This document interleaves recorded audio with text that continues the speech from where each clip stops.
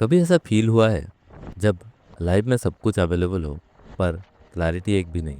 Choices बहुत हैं, opinions बहुत हैं, प्रेशर बहुत है, पर डिसीजन वो कहीं दिखाई नहीं देता। आज की कहानी कन्फ्यूजन के बारे में है, पर नॉर्मल कन्फ्यूजन नहीं। वो कन्फ्यूजन जो इंसान को रोक देता है, वो कन्फ्यूजन जहाँ प्रॉब्लम बाहर कम होती है और अंदर ज़्यादा। और सरप्राइजिंगली ये कहानी नई नहीं है। हजारों साल पहले भी एक इंसान एग्जैक्टली इसी फेज में था। उसका नाम था अर्जुन। पर पहले एक मॉडर्न कहानी सुनते हैं। एक लड़का था, 24-25 साल का, degree complete, life officially start हो चुकी थी।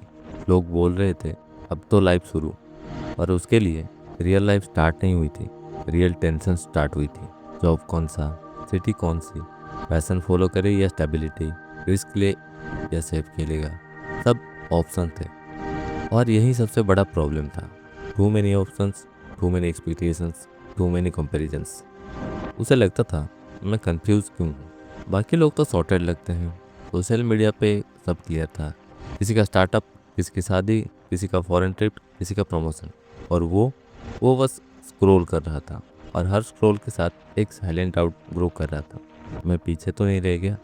कंफ्यूजन का सबसे डेंजरस पार्ट क्या होता है? कंफ्यूजन डिसीजन नहीं लेता। कंफ्यूजन इंसान को फ्रीज कर देता है, ना आगे बढ़ने देता है, ना पीछे लौटने देता है। बस एक लूप में फंसा देता है, ओवर थिंकिंग का लूप। या ये करूं या वो करूं, या वेट करूं या गलती हो गई तो। और धीरे धीरे फियर क्लैरिटी से बड़ा हो जाता है। यही अर्जुन के साथ हुआ था। बैटलफील्ड रेडी था, वार स्टार्ट होने वाली थी, पर अर्जुन ने अपना धनुष नीचे रख दिया। प्रॉब्लम एनिमीज नहीं थे, प्रॉब्लम था उसका माइंड। भगवत गीता का चैप्टर 1 किसी वार स्ट्रैटेजी के बारे में नहीं है। Chapter 1 is about mental breakdown, overwhelm, internal collapse. Arjun के पास स्किल थी, स्ट्रेंथ थी, एक्सपीरियंस था, पर क्लैरिटी वो उस मोमेंट में गायब थी। क्योंकि जब इमोशंस लाउड हो जाते हैं, लॉजिक साइलेंट हो जाता है। मॉडर्न लाइफ में भी बैटलफील्ड्स एग्जिस्ट करते हैं, बस एनिमीज विजिबल नहीं होते। Career battlefield, relationship battlefield, self worth battlefield, comparison battlefield, और सबसे बड़ा आइडेंटिटी बैटलफील्ड। मैं कौन बन रहा हूँ? कन्फ्यूजन एक इल्यूजन होता है। हम सोचते हैं जब मुझे परफेक्ट क्लैरिटी मिलेगी तब मैं एक्शन लूँगा, पर सच क्या है? क्लैरिटी एक्शन के बाद आती है, एक्शन क्लैरिटी के बाद नहीं। पर कंफ्यूज माइंड ये एक्सेप्ट नहीं करता। वो सर्टनिटी डिमांड करता है, गारंटी डिमांड करता है, और लाइफ गारंटीज नहीं देती। इसीलिए इंसान स्टक फील करता है। एक और इंटरेस्टिंग चीज़ होती है कन्फ्यूजन में। कन्फ्यूजन अक्सर इंटेलिजेंस का साइड इफेक्ट होता है। जो लोग ज़्यादा सोचते हैं वो ज़्यादा डाउट करते हैं, जो ज़्यादा एनालाइज करते हैं वो ज़्यादा हेजिटेट करते हैं, और धीरे धीरे ओवर थिंकिंग प्रोडक्टिविटी का डिस्गाइज बन जाता है। आप बिजी लगते हो पर मूव नहीं कर रहे होते। अर्जुन भी कैपेबल था, पर उस मोमेंट में उसका माइंड ही उसका ऑब्स्टेकल बन गया। तब कृष्णा ने एक इम्पोर्टेंट रोल प्ले किया। कृष्णा ने उसे मोटिवेशन नहीं दिया, कृष्णा ने उसे क्लैरिटी दी, पर्सपेक्टिव दिया, इमोशन के नॉइज को तोड़ दिया। चैप्टर 1 का सबसे पावरफुल लेसन क्या है? कन्फ्यूजन वीकनेस नहीं है, कन्फ्यूजन एक स्टेज है, एक ट्रांजिशन फेज। पर अगर आप उस स्टेज में ही घर बना लोगे तो लाइफ रुक जाएगी। मॉडर्न इंसान का कृष्णा कौन है?